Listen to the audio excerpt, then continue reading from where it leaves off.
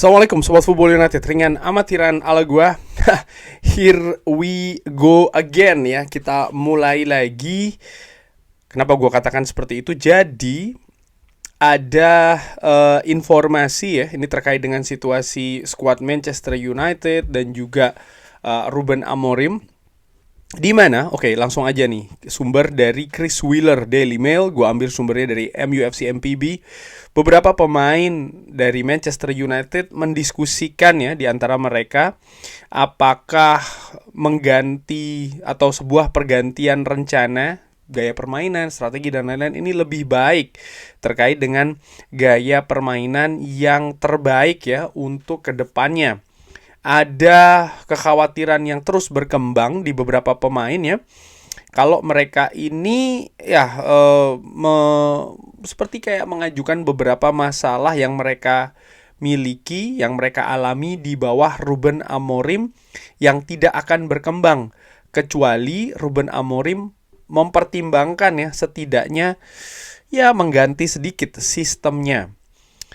Dari sumber lainnya pun juga demikian. Dari akun Tyrone MC ini mengatakan, gue ambil sumbernya dari MUFC MPB juga ya, beberapa pemain dari Manchester United ini tidak happy dengan formasi dari Ruben Amorim. Masih dari Mail Sport, ini sumber yang lainnya ya, tapi masih dalam keadaan dengan topik yang sama. Gue ambil dari Mail Sport, sumber dari Mail Sport ya, sumbernya dari Center Devils. Ada kekhawatiran yang berkembang di beberapa pemain Manchester United ya, di mana mereka ini ya menghadapi masalah ya yang mereka alami di bawah Ruben Amorim yang tidak berkembang kecuali Ruben ini mempertimbangkan untuk merubah sistemnya. Nah, terkait dengan sistem gaya permainan, gua ada data juga dari The Athletic yang ingin gua sampaikan di sini ya, bahwa dari seluruh kontestan tim di Liga Inggris musim ini ya 2024-2025, tim mana yang paling sering merubah bentuk ataupun formasi sistem juga di tengah-tengah pertandingan? Ternyata Nottingham Forest itu nomor 1, West Ham, Southampton dan juga Brighton. Ini 4 besarnya. Sementara Manchester United ternyata termasuk yang paling sedikit. Manchester United nih hanya sekali saja ya. Dan ini di atas Manchester United ada Ipswich, ada Bournemouth, ada Chelsea dan juga pimpinan klasemen sementara Liverpool dan juga runner up sementara ya Arsenal. Jadi ini merupakan data dan juga sekaligus fakta bahwa memang Ruben Amorim terkesan dalam tanda kutip kaku dengan sistem permainan formasi yang ingin dimainkan di atas lapangan. Namun demikian, kalau gue lihat ya di beberapa pertandingan, banyak pertandingan dari Manchester United bersama dengan Ruben Amorim, pemain-pemain ini selalu berganti-ganti. Siapa menempati posisi yang mana ya, rotasi misalnya sangat sering dilakukan, komposisi pun juga demikian. Dari situ gue melihat ya secara ringan amatiran bahwa ya Ruben Amorim ada hal yang kaku ya, sistem, formasi, intensity yang ingin dikembangkan di Manchester United, tapi dia juga cair dalam hal, gue bisa bilang, mencoba semua pemain yang ada, sumber daya pemain ya yang ada di skuad Manchester United. Nah, balik lagi mengenai situasi yang tadi disebutkan bahwa ada beberapa pemain ya kan ini yang mulai mengeluhkan ya, bahkan memiliki pendapat sebaiknya ini diganti ataupun ada sedikit perubahan dan lain-lain. Dua hal dulu. Nomor 1, apakah ini kredibel sumber ini? Kalau sumber ini kredibel, artinya memang betul nih ada beberapa kelompok pemain yang memiliki pendapat seperti itu. Pertanyaannya adalah, kok bisa sampai bocor ke media? Ini hal yang menurut gue tidak sehat ya. Apa yang terjadi di dressing room, stay di dressing room semaksimal mungkin. Hal-hal kabar seperti ini merupakan situasi yang besar. Bagaimana ada dalam tanda kutip komplain kecil dari pemain kepada gaya permainan sang pelatih. Which is ya, by the way, menurut gua ini sebenarnya sesuatu yang normal. Cuman, kenapa ini bisa sampai bocor? Itu tidak normal menurut gua. Jadi kesulitan di dressing room ini masih belum bagus. Kalau memang kabar ini akurat ya. Nomor 2, diasumsikan kabar ini betul, akurat. Ini menunjukkan bahwa menurut gue ya, bagaimana karakter dari para pemain Manchester United masih lembek. Mereka menurut gue sudah melakukan hal ini terlalu sering kepada pelatih-pelatih sebelumnya. Mau itu Erik ten Hag, Ole Gunnar Solskjaer, Louis van Gaal, Jose Mourinho. Mereka terlalu sering komplain dan bahkan melakukan komplain sampai terbuka menurut gue di publik. Dan itu menunjukkan bahwa kalau memang asumsi gue kabar ini betul, maka keadaan karakter dari skuad Manchester United ini secara kolektif masih sama. Masih ada pemain-pemain lembek, masih ada pemain-pemain yang memiliki idenya sendiri tentang bagaimana skuad tim ini harus bermain. Dan menurut gue itu bibit penyakit. Menurut gue harusnya hal tersebut ya ada, kewenangan tersebut ada pada pelatih.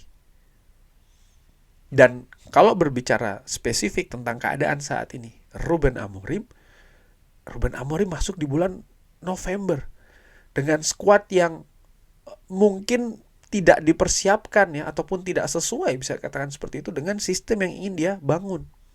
Tapi satu-satunya cara, dan menurut gue juga sepakat ya dengan apa yang dilakukan oleh Ruben Amorim, ya dengan secara terus-menerus ini membuat rutinitas, gaya permainan yang sama, formasi yang sama terus dijejalkan terus nih ke para pemain. Sambil tentu saja melakukan analisa mana pemain yang punya prospek untuk bisa melanjutkan gaya ini atau tidak. Ada beberapa komentar gue baca ya, pemain memberi kritik pemain A, B, C, D. Menurut gue kritik itu sangat normal, tapi di sisi lain juga sangat normal menurut gue sebagian besar pemain Manchester United masih bermain jelek di sistem ini. Ini hal yang mereka belum pernah lakukan sebelumnya. Dan mengambil kebijakan merombak skuad secara besar-besaran itu juga tidak mungkin dilakukan. Jadi apa yang harus dilakukan? Menurut gue yang melakukan perbaikan. Perbaikan tuh dengan cara dua hal. Nomor 1, benar apa yang dikatakan oleh Ruben Amorim, latihan terus dengan hal yang sama ya. Waktu latihan yang memadai, yang ideal. Sementara itu saat ini masih sulit untuk didapatkan. Lalu nomor 2, ketika di pertandingan, ya terus juga dirutinkan. Pemain, ya masih belum terbiasa, mungkin beberapa pemain yang sudah mulai oke, tapi sebagian besar menurut gue masih juga inkonsisten ya. It's okay. Kita lihat nanti sampai akhir musim ini seperti apa pemain-pemain tersebut. Tapi saat ini ya memang waktunya jangan dirubah justru di tengah jalan nih. Tentang formasi, tentang gaya permainan. Yes, ada konsekuensi. Manchester United mendapatkan hasil yang tidak maksimal, permainan pun juga tidak konsisten. Tapi kalau konsekuensi ini sudah dihitung, sudah diperkirakan, sudah diprediksi sebelumnya, ya sudah. Terutama oleh manajemen dan juga oleh tim kepelatihan, ya sudah. Sebagai fans, tentu saja ini hal yang menyesakan ya. Manchester United berada di peringkat belasan. Tidak jelas musim ini apakah ada trofi atau tidak. Tidak jelas apakah musim depan akan bisa berlaga di Eropa atau tidak. Bukan hal yang menyenangkan lah bagi fans. Tapi kalau memang ini yang dianggap terbaik bagi perjalanan Manchester United selanjutnya, ya sudah. Ambil saja dulu keputusan ini. Konsekuensi nanti. Bahwasanya nanti seandainya bisa atau tidak ya kita lihat musim depan. Tapi untuk musim ini menurut gua ya, dari apa yang kabar ini,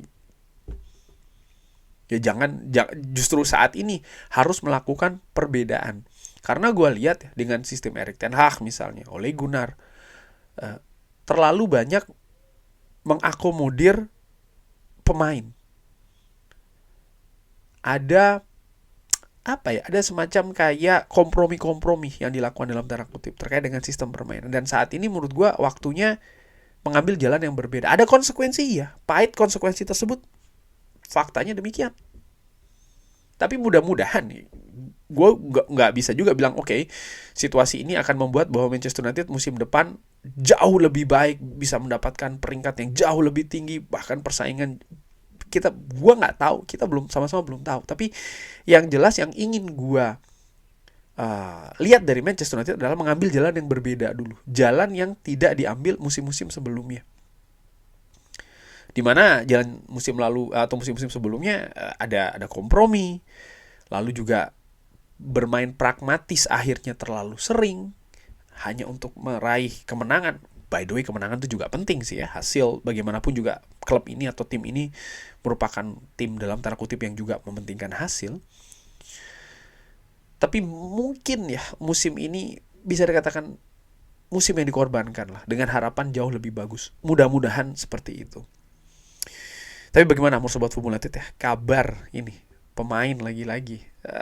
Tapi di sisi lain sih menurut gue untuk mencari tahu misalnya siapa pemain yang memberikan, gue pikir penting nggak penting sih, karena secara alami, secara natural tentu saja mereka juga kesulitan. Mungkin juga di periode-periode sebelumnya, ketika ada gaya yang sedikit berbeda dari manajer-manajer ketika berganti, mereka merasa kesulitan dan mereka selalu menginginkan masuk lagi ke zona nyaman dalam tanda kutip. Namanya juga pemain, manusia juga, pasti mereka juga memiliki pendapat sendiri-sendiri. Cuman itu tadi seperti gue katakan, kalau pendapat ini sampai bocor atau seperti apa, nah ini yang menurut gue permasalahannya ada di situ sih. Bagaimana Sobat Football United? Kabar tadi seperti biasa silakan drop di kolom komen. Terima kasih sudah menyaksikan. Jangan lupa like, share, dan juga subscribe. Wassalamualaikum warahmatullahi wabarakatuh. Thank you.